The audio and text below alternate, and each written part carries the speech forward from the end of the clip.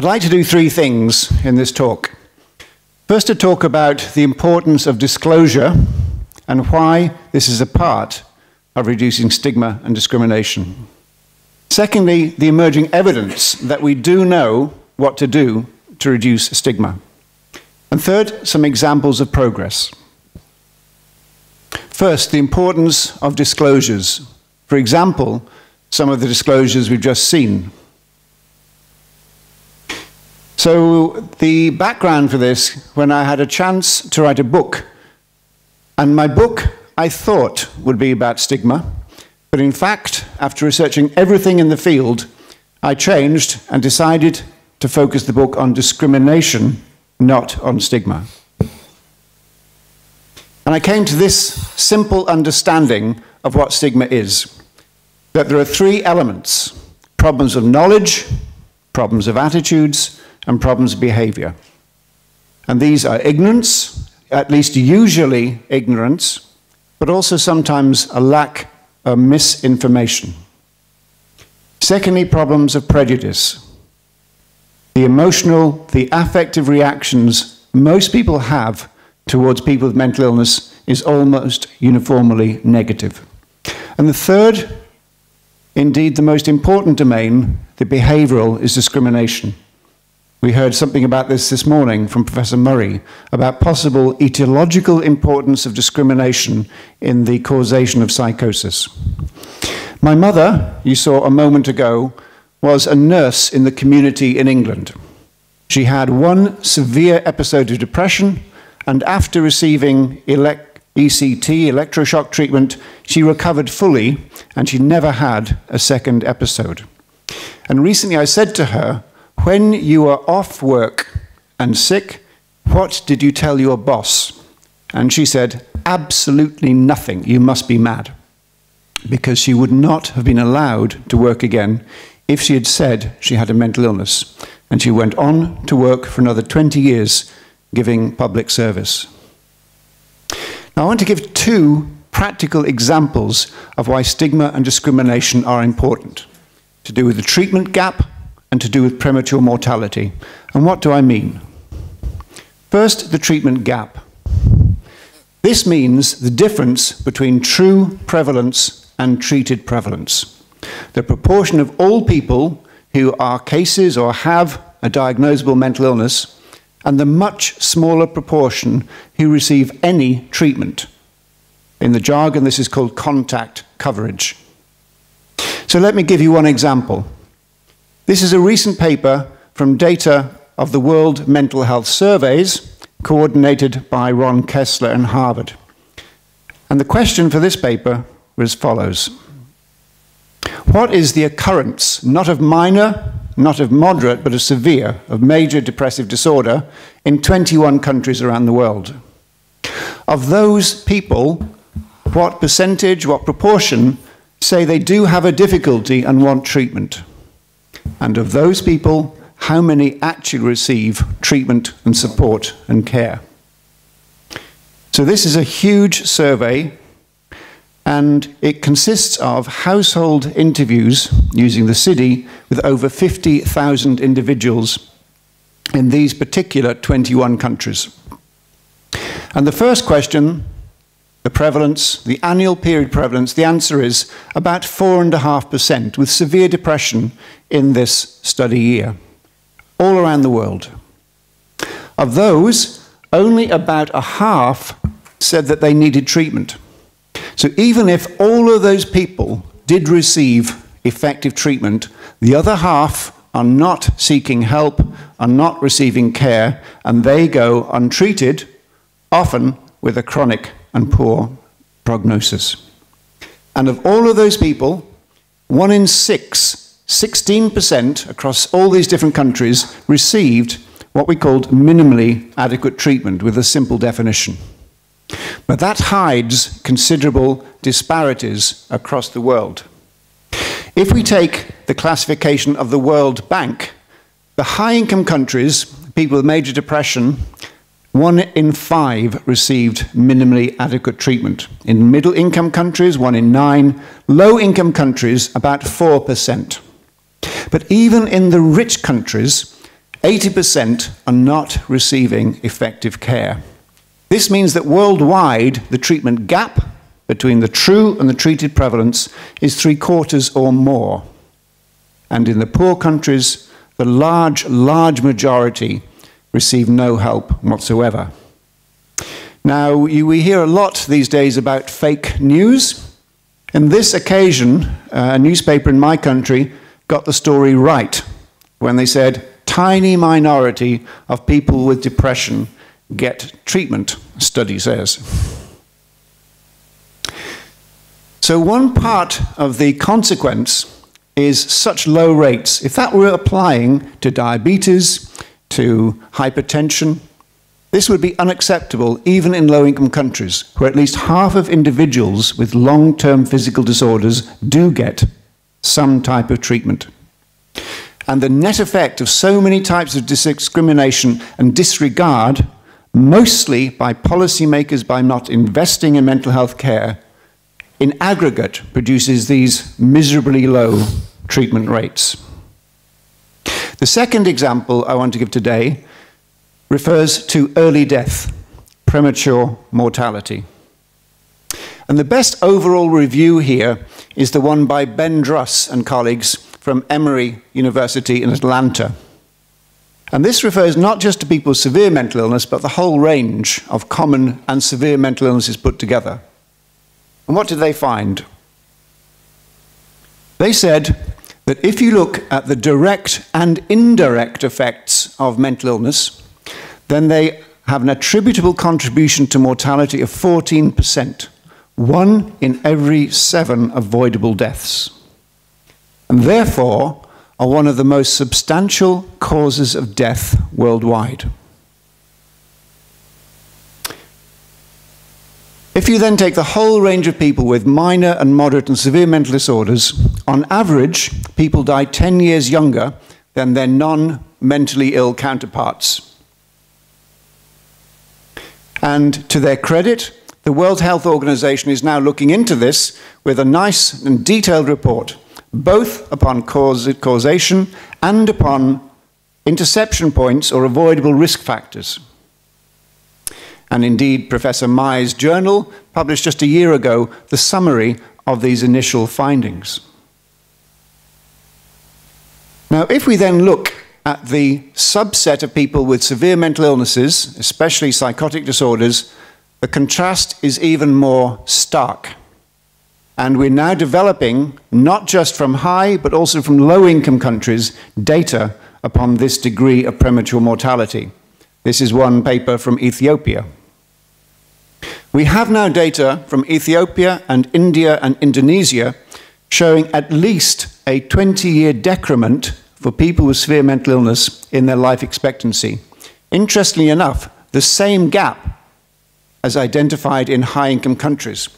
But of course, in these countries, the average whole population life expectancy may be 55 or 60, so the severe mental illness people are dying at 35 or 40 by comparison. If that's the case, and the low middle income data are still quite early, why? Until recently, people usually said, oh, it's straightforward, suicide. And that is a part of the picture, but only a small part. And indeed, only about 11% of these premature unavoidable deaths are attributable to suicide, because the great majority are from cardiopulmonary causes. And there are several elements: exercise, diet, smoking, and so on. And lack of physical health care. Now, for those of you who have contact with policymakers, often when challenged why they have so little interest in mental health, why they invest so little funds in mental health, they'll often appear embarrassed and say, it's simply not a priority because mental illness is not a killer disease. But we now have recent and accumulating data that indirectly, more than directly, yes, mental illnesses are killer diseases and should be prioritized. Let's look at some international evidence now about stigma. So with colleagues, with Professor Sartorius and many other colleagues, we've established a network which is called Indigo, now collaborating with about colleagues in 40 countries around the world. First of all, to characterize the nature of stigma and discrimination worldwide. And this is the second major study we carried out. The first was for people with schizophrenia, the second talking to people with major depressive disorder. What did we find? Of these people with depression, almost 80% said yes, they have been discriminated against because of their mental illness. Most commonly in friends, in family, and in the workplace. About a third said that since the beginning of their diagnosis, they had been actively avoided by friends, by business associates, sometimes by family members. And a third had stopped themselves from doing things that were important, such as applying for a job. We call this anticipated discrimination because no employer had discriminated against them. They had simply stopped applying for work. So we've now published these two descriptive studies, but I'm actually more interested in changing the world than describing it. So we're now going into a series of intervention studies, and we have 4 currently running across this network of 40 countries in total. One is with primary care staff, where in many countries they have no interest in dealing with people with mental illness, or they are actively stigmatizing against that group. Similarly, with medical students in a series of countries, developing interventions. Third, using local area awareness-raising techniques to drive up help-seeking and referrals. And fourth, further extending the scales we use with a short discrimination scale to supplement the longer scale we've already developed. Let's look at some of the evidence at the national level. We know, for example, that there are now about 12 countries where national level anti-stigma campaigns are or have been taking place. And you can see here at a glance, these are all, so far, high-income countries. Let's take one example from my own country in England, not the UK this time, in England, pre-Brexit. And this is a campaign called Time to Change, which has now been running for 10 years.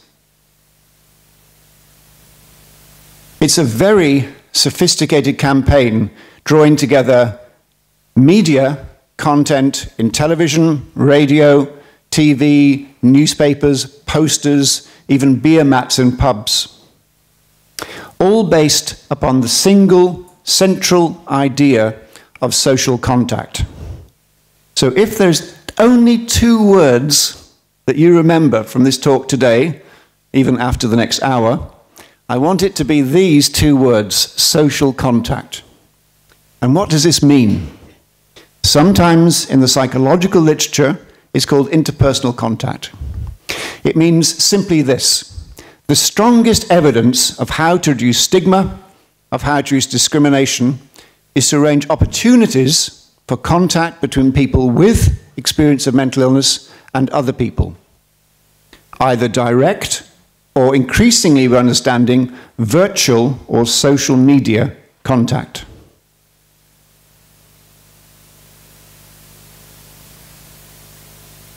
And in the last year or 2, we've got fascinating evidence that shows contact through web-based channels, through chat rooms, through social media, can be not nearly as, but as effective as personal, person-to-person, face-to-face contact. So let me give you some hint of the data that's accumulating. After the first 4 years of the campaign, we did a summary with several review papers.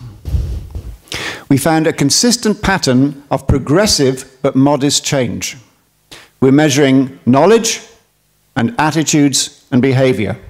And we expected the biggest gain would be in knowledge and then perhaps some in attitude. We were not sure we would be able to change behavior at the national level. For example, we have national public opinion polls. For example, every year we have telephoned 1,000 people across England, people in contact with mental health services, to ask them about their experiences of discrimination.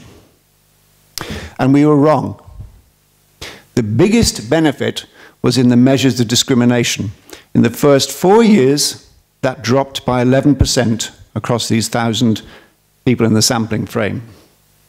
And the people in the national sample, those who are more aware of the campaign, showed greatest improvement in their knowledge and attitudes, and in this case, measures of intended behavior.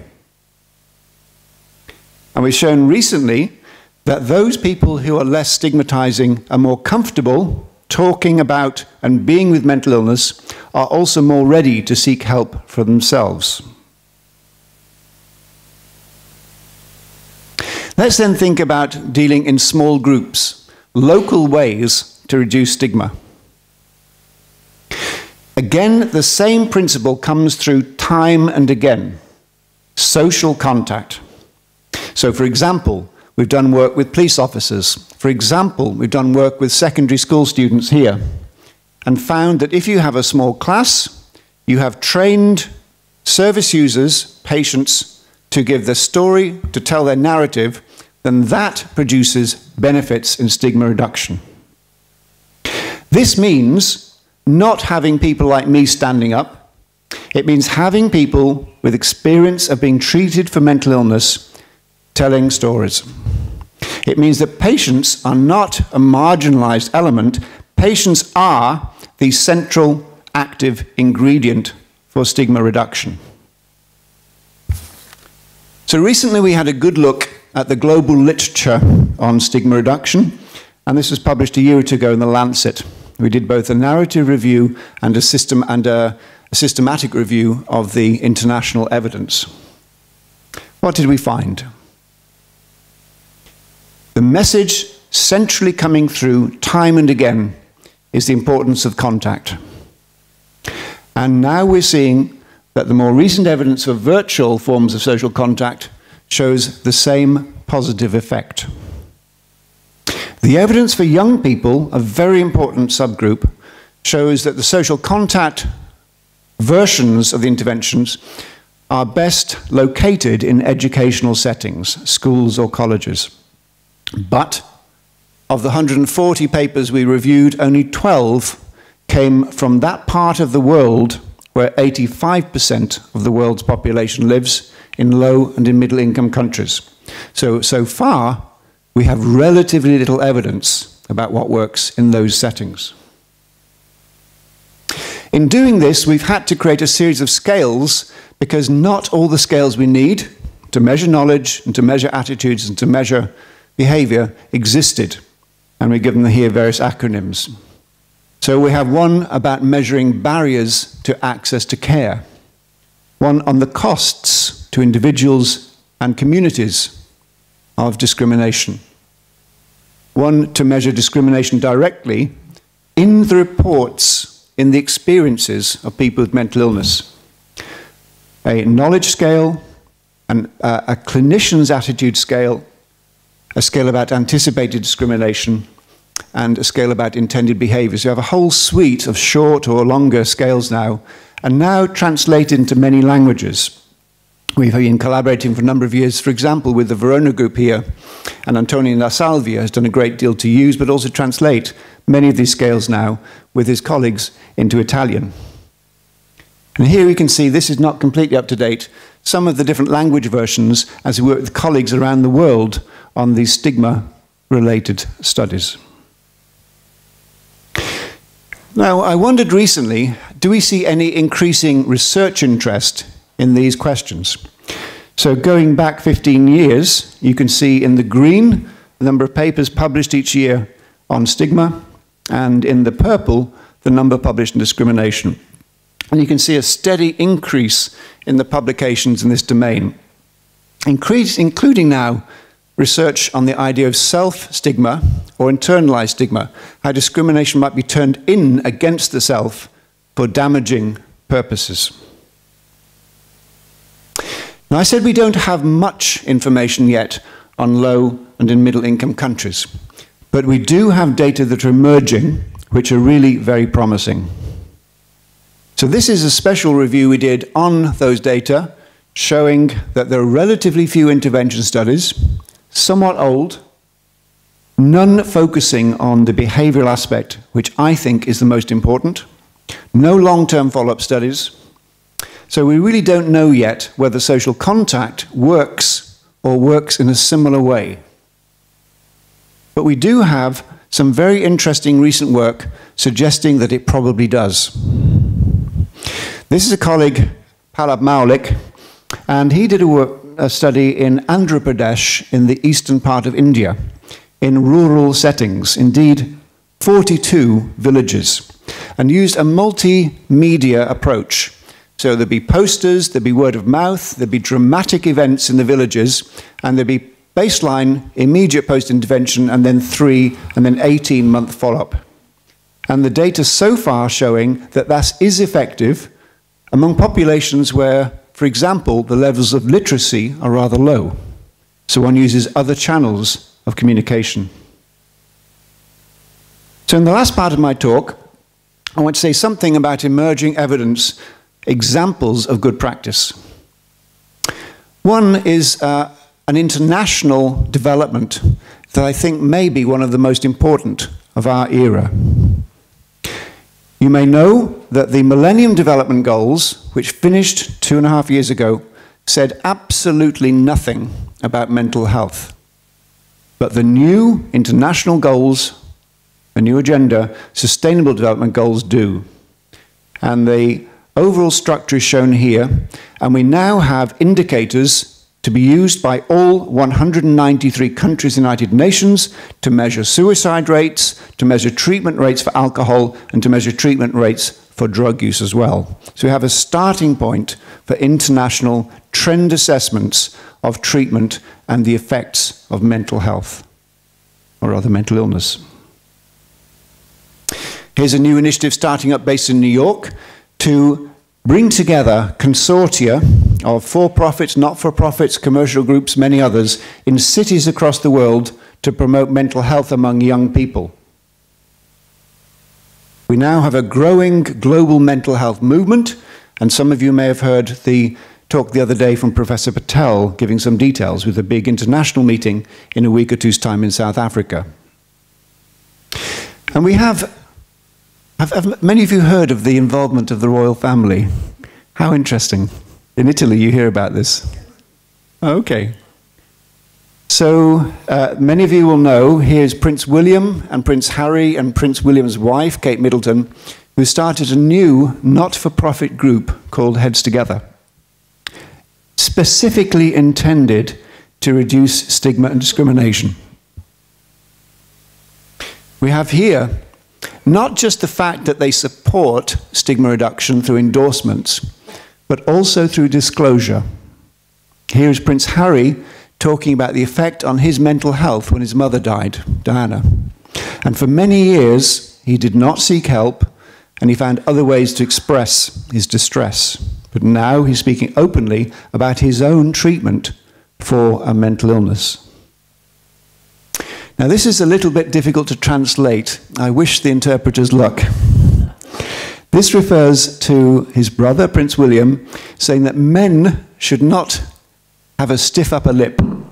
So this means the tendency for Englishmen to keep the upper lip very stiff, and not to show emotion. And Prince William says, it's okay. If you're upset, if you're distressed, if you're anxious, it's okay, men, you can show emotion. Do not keep a stiff upper lip. And here is something which I would have thought, I would have said is impossible until it happened. First of all, Lady Gaga is disclosing the fact that she has had post-traumatic stress for many years. And then here is a webcast between Prince William and Lady Gaga about awareness and mental health. Who would have thought this combination of people would come together for public awareness? Now, you're also making good progress in Italy, not just in the research that you're taking, but also increasing ability of people prominent in the public eye to speak about their own experience. Many of you will know Buffon, often described as the best goalkeeper in the world, here describing his own experiences of depression. Now, Now, you may know this person more than me. I gather zucchero means sugar.